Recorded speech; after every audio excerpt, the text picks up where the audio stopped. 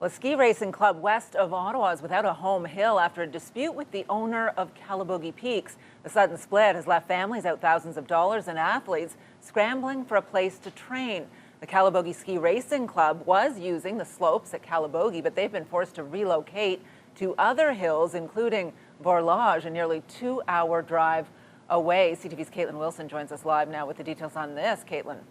Patricia, this is a ski club that's called Calabogie Peaks home for decades, but this season training hours were cut because the owner says races and training closes off trails and gets in the way of the public enjoying the hill. Claire Nelson has been carving down the slopes with the Calabogie Ski Racing Club for the past 9 years. But now she's training at Centre Vorlage after a dispute with the owner of Calabogie Peaks left the club without a home hill. It's had a very negative impact on us, especially the new athletes who have joined this year. Them not being able to train, that's impacted their performance. The team says problems started at the beginning of the season when their training hours were cut. We've been negotiating probably since middle of December to make sure that we can get proper gate training for our kids, to make sure they're prepared for races. And unfortunately, we were limited early on in the season. Things came to a head in January when the team received this letter from Calabogie owner Paul Murphy, taking issue with skiers acting as human gates on a day they weren't scheduled to train. Similar to what's shown in this video, the team says it was done in a fun way to stay motivated after the physical gates were removed. But Murphy suspended all training until members of the team signed a liability waiver. We could not, as a board, recommend that every parent, every coach, every volunteer sign those waivers. We have insurance through Alpine Canada. Signing these other forms is definitely not a standard practice.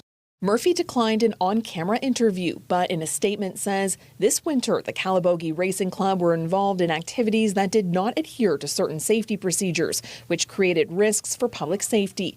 Going on to say, while we regret an agreement could not be reached, we remain committed to providing a safe and enjoyable environment for all skiers and riders. Leaving the team not only scrambling for a new place to train, but parents out thousands of dollars, money already spent on season passes and accommodations. A lot of parents do stay at cottages. They rent cottages and places for the winter, so there's a financial commitment over the season. And with its future up in the air, the team is holding out hope that a resolution can still be reached. Right now, we're just on a holding pattern, waiting for Calabogie Peaks to come back and speak to us and figure out, even if it's not this year, what can we do next year?